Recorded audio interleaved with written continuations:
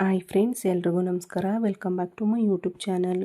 ಮೀನ ರಾಶಿಯು ರಾಶಿಚಕ್ರದ 12ನೇ ಕೊನೆಯ ರಾಶಿಚಕ್ರವಾಗಿದೆ.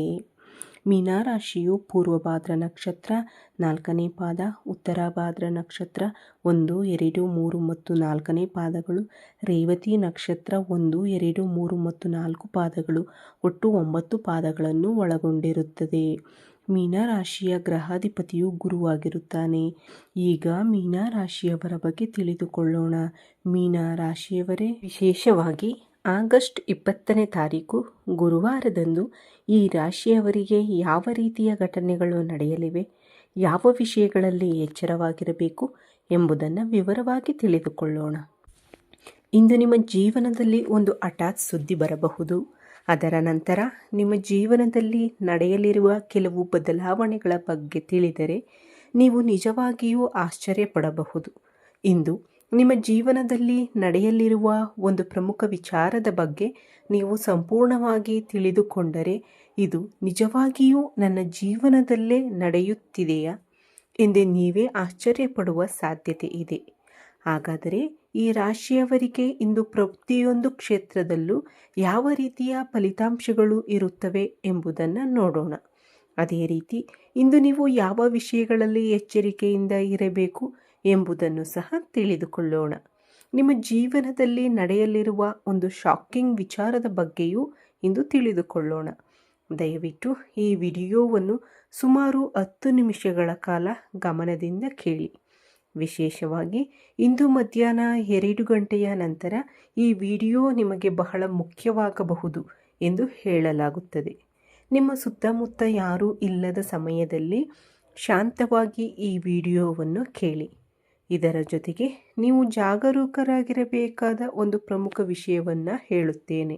ಮುಖ್ಯವಾಗಿ ಹೇಳಬೇಕೆಂದರೆ ಇಂದು ಈ ರಾಶಿಯವರ ಜೀವನದಲ್ಲಿ ಹಲವು ಅನಿರೀಕ್ಷಿತ ಬದಲಾವಣೆಗಳ ಸೂಚನೆಗಳು ಕಾಣಿಸುತ್ತಿವೆ. ಈ ರಾಶಿಯವರು ಸಾಮಾನ್ಯವಾಗಿ ತುಂಬ ದಯಾಳು ಮನಸ್ಸಿನವರು. ನಿಮಗೆ ಪರಿಚಯವಿರುವ ಯಾರಿಗಾದರೂ ನಷ್ಟವಾಗಲಿ, ಅನ್ಯಾಯವಾಗಲಿ, ಸಮಸ್ಯೆ ಬರಲಿ ಎಂದು ನೀವು ಕನಸಿನಲ್ಲೂ ಬಯಸುವುದಿಲ್ಲ.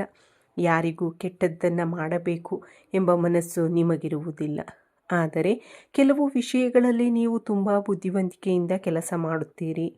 ಕೆಲಸ ಮಾಡಲು ಬಾರದ ವ್ಯಕ್ತಿಯು ಕೆಲವು ವಿಚಾರಗಳಲ್ಲಿ ಬಹಳ ಚೆನ್ನಾಗಿ ಯೋಚಿಸುತ್ತಾನೆ. ಆದರೆ ನಿಮ್ಮ ಸ್ವಭಾವದಲ್ಲಿ ಕೆಲವೊಮ್ಮೆ ಒಂದು ರೀತಿಯ ಹಠ ಇರುತ್ತದೆ. ನಾನು ಹಿಡಿದ ಮೊಲಕ್ಕೆ 3 ಕಾಲು ಎನ್ನುವಂತೆ ಕೆಲವೊಮ್ಮೆ ನೀವು ನಿಮ್ಮ ಮಾತೇ ಗೆಲ್ಲಬೇಕು ಎಂದು ಹಠ ಹಿಡಿಯುತ್ತೀರಿ.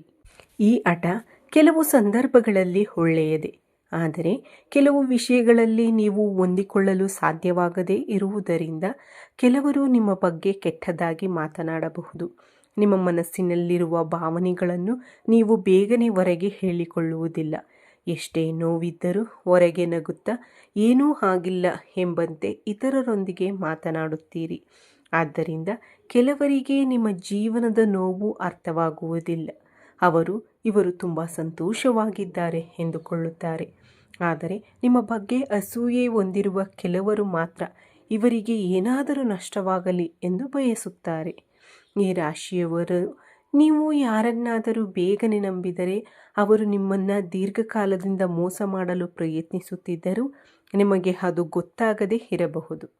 ನೀವು ಕೆಲವು ವ್ಯಕ್ತಿಗಳನ್ನು ಸಂಪೂರ್ಣವಾಗಿ ನಂಬುವ ಸ್ವಭಾವ ಹೊಂದಿದ್ದೀರಿ. ಆದ್ದರಿಂದ ನೀವು ತುಂಬ ಎಚ್ಚರಿಕೆಯಿಂದ ಇರಬೇಕು. ವಿಶೇಷವಾಗಿ ನಿಮ್ಮ ಆಸ್ತಿ, ಕುಟುಂಬ ಮತ್ತು ವೈಯಕ್ತಿಕ ವಿಚಾರಗಳನ್ನು ಎಲ್ಲರೊಂದಿಗೆ ಹೇಳಬೇಡಿ. ಕಳೆದ ಕೆಲವು ಸಮಯದಿಂದ ಒಬ್ಬ ಮಹಿಳೆ ಅಥವಾ ಒಬ್ಬ ಪುರುಷನ ಕಾರಣದಿಂದಾಗಿ ನಿಮ್ಮ ವೈಯಕ್ತಿಕ ವಿಚಾರಗಳು ಯಾವುದೋ ಒಂದು ರೀತಿಯಲ್ಲಿ ಹೊರಗೆ ಹೋಗುತ್ತಿವೆ ಎಂಬ ಅನುಮಾನ ನಿಮಗೆ ಇರಬಹುದು. ನಿಮ್ಮ ಮನಸ್ಸಿಗೂ ಕೆಲವೊಮ್ಮೆ ಹಾಗೆ ಅನಿಸುತ್ತಿರಬಹುದು. ಆದರೆ ನಿರ್ದಿಷ್ಟವಾಗಿ ಯಾರ ಮೇಲೆ ಅನುಮಾನ ಪಡಬೇಕು ಎಂಬುದು ನಿಮಗೆ ತಿಳಿಯದೇ ಇರಬಹುದು. ಇದರ ಜೊತೆಗೆ ಹಣದ ವಿಚಾರದಲ್ಲೂ ಕೆಲವು ಸಮಸ್ಯೆಗಳನ್ನು ನೀವು ಕಳೆದ ಕೆಲವು ದಿನಗಳಿಂದ ಗಮನಿಸುತ್ತಿರಬಹುದು. ನಿಮ್ಮ ಕೈಗೆ ಬರಬೇಕಾದ ಹಣ ಸಮಯಕ್ಕೆ ಬರುತ್ತಿಲ್ಲ. ಕೆಲವು ವಿಚಾರಗಳಲ್ಲಿ ಅದೃಷ್ಟ ಕೈ ಹಿಡಿದಂತೆ ಬಂದು ಮತ್ತೆ ದೂರವಾಗುತ್ತಿರುವ ಅನುಭವವೂ ಆಗುತ್ತಿರಬಹುದು. ಆದರೂ ದೇವರು ನೋಡಿಕೊಳ್ಳುತ್ತಾನೆ. ನಮಗೆ ಬರಬೇಕಾದದ್ದು ಬಂದೇ ಬರುತ್ತದೆ. ನಾವು ಯಾರಿಗೂ ಅನ್ಯಾಯ ಮಾಡಿಲ್ಲವಲ್ಲ ಎಂಬ ಒಳ್ಳೆಯ ಮನಸ್ಸಿನಿಂದ ನೀವು ಎಲ್ಲರನ್ನೂ ನಿಮ್ಮವರೇ ಎಂದು ಭಾವಿಸುತ್ತೀರಿ. ಆದರೆ ಇಂದು ಮಧ್ಯಾಹ್ನ 2 ಗಂಟೆಯ ನಂತರ ಬಹಳ ವಿಶೇಷವಾದ ಸಮಯ ಎಂದು ಹೇಳಲಾಗಿದೆ. ಒಬ್ಬ ಮಹಿಳೆ ನಿಮ್ಮ ಬಗ್ಗೆ ಹೆಚ್ಚಿನ ಮಾಹಿತಿಯನ್ನು ತಿಳಿದುಕೊಳ್ಳಲು ಪ್ರಯತ್ನಿಸುವ ಸಾಧ್ಯತೆ ಇದೆ. ಅವಳು ನಿಮ್ಮ ಕುಟುಂಬಕ್ಕೆ ಹತ್ತಿರವಿರುವ ವ್ಯಕ್ತಿಯಾಗಿರಬಹುದು ಅಥವಾ ನಿಮ್ಮೊಂದಿಗೆ ತುಂಬ ಆತ್ಮೀಯವಾಗಿ ಇರುವ ವ್ಯಕ್ತಿಯಾಗಿರಬಹುದು. ನಿಮ್ಮೊಂದಿಗೆ ಯಾವಾಗಲೂ ಪ್ರೀತಿಯಿಂದ ಮಾತನಾಡುತ್ತಾ ನಿಮ್ಮ ಕುಟುಂಬಕ್ಕೂ ತುಂಬ ಹತ್ತಿರವಾಗಿರುವಂತೆ ನಡೆದುಕೊಳ್ಳಬಹುದು. ನೀವು ಕೂಡ ಇವರು ನಮ್ಮವರೇ, ನಮ್ಮ ಒಳ್ಳೆಯದನ್ನೇ ಬಯಸುವವರು, ನಮ್ಮ ಒಳಿತನ್ನೇ ಬಯಸುತ್ತಾರೆ ಎಂದು ಭಾವಿಸುತ್ತೀರಿ. ಭವಿಷ್ಯದಲ್ಲಿ ಇವರಿಂದ ನಮಗೆ ಒಳ್ಳೆಯದೇ ಆಗುತ್ತದೆ ಎಂದು ನೀವು ನಂಬುತ್ತಿರಬಹುದು. ಈ ರಾಶಿಯವರ ಸ್ವಭಾವವೇ ಹೀಗಿರುತ್ತದೆ. ಒಮ್ಮೆ ಯಾರನ್ನಾದರೂ ನಮ್ಮವರು ಎಂದು ಭಾವಿಸಿದರೆ ಅವರಿಗಾಗಿ ಏನನ್ನಾದರೂ ಮಾಡಲು ಸಿದ್ಧರಾಗಿರುತ್ತೀರಿ. ಅಂತಹ ವ್ಯಕ್ತಿಯ ಮೇಲೆ ನಿಮಗೆ ಸಾಮಾನ್ಯವಾಗಿ ಯಾವುದೇ ಅನುಮಾನ ಇರುವುದಿಲ್ಲ. ಕೆಟ್ಟ ಉದ್ದೇಶದಿಂದ ಅವರನ್ನು ನೋಡುವುದೂ ಇಲ್ಲ. ಆದರೆ ಇಂದು ಒಬ್ಬ ಮಹಿಳೆ ನಿಮ್ಮ ಬಗ್ಗೆ ಕೆಲವು ಅನಗತ್ಯ ವಿಚಾರಗಳನ್ನು ಇತರರಿಗೆ ಹೇಳುವ ಸಾಧ್ಯತೆ ಇದೆ. ಈ ಜ್ಯೋತಿಷ್ಯ ವಿವರಣೆ ಹೇಳುತ್ತದೆ, ನಿಮ್ಮ ಬಗ್ಗೆ ಸಣ್ಣ ಪುಟ್ಟ ಸಮಸ್ಯೆಗಳನ್ನು ಸೃಷ್ಟಿಸಲು ಪ್ರಯತ್ನಿಸುತ್ತಿರಬಹುದು. ನಿಮ್ಮನ್ನು ಇಷ್ಟಪಡದ ವ್ಯಕ್ತಿಗಳ ಬಳಿ ನಿಮ್ಮ ಬಗ್ಗೆ ಚಾಡಿ ಹೇಳಬಹುದು. ಇದರ ಪರಿಣಾಮವಾಗಿ ನೀವು ಕೈಗೆತ್ತಿಕೊಳ್ಳುವ ಕೆಲವು ಕೆಲಸಗಳು ನಿಧಾನವಾಗಬಹುದು.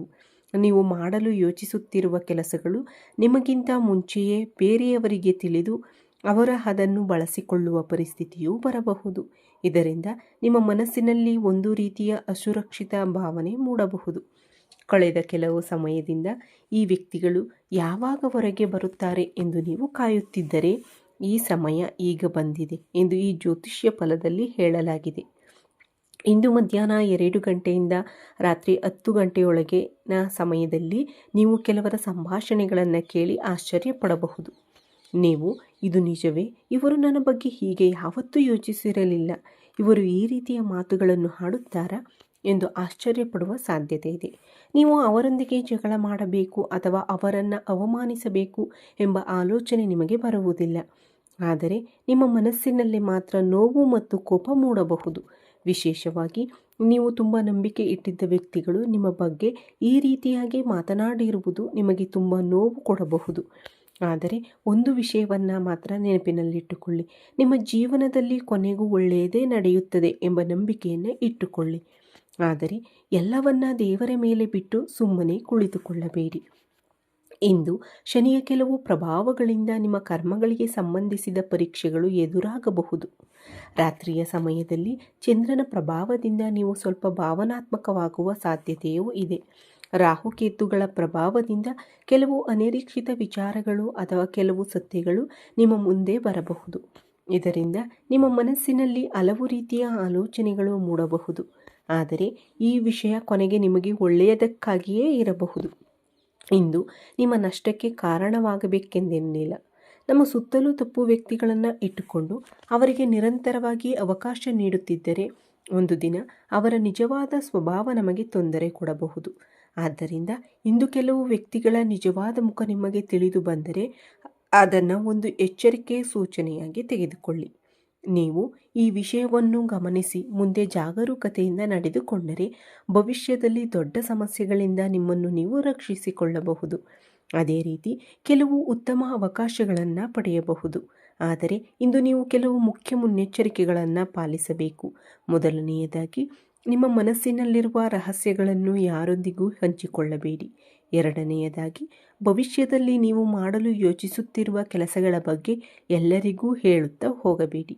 ನಿಮ್ಮ ಯೋಜನೆಗಳು ಪೂರ್ಣಗೊಳ್ಳುವವರೆಗೆ ಅವುಗಳನ್ನು ನಿಮ್ಮಲ್ಲಿಯೇ ಇಟ್ಟುಕೊಳ್ಳುವುದು ಮುಖ್ಯ. ಇಂದು ಶನಿಯ ಪ್ರಭಾವವನ್ನು ಶಾಂತಗೊಳಿಸಲು ಎಂಬ ನಂಬಿಕೆಯ ಪ್ರಕಾರ ಕಪ್ಪು ಎಳ್ಳು, ಬಟ್ಟೆ ಅಥವಾ ಚಪ್ಪಲಿಗಳನ್ನು ಅಗತ್ಯವಿರುವವರಿಗೆ ದಾನ ಮಾಡಬಹುದು. ಸಂಜೆಯ ವೇಳೆಯಲ್ಲಿ ನಿಮ್ಮ ಮನೆಯಲ್ಲೊಂದು ದೀಪವನ್ನು ಬೆಳಗಿಸಬಹುದು. ಯಾರಿಗಾದರೂ ಆಹಾರ ಅಥವಾ ನೀರನ್ನು ದಾನ ಮಾಡಬಹುದು. ಇಂತಹ ದಾನ ಧರ್ಮಗಳನ್ನು ಮಾಡುವುದರಿಂದ ಮನಸ್ಸಿಗೆ ಶಾಂತಿ ಮತ್ತು ಸಕಾರಾತ್ಮಕ ಭಾವನೆ ಸಿಗುತ್ತೆ.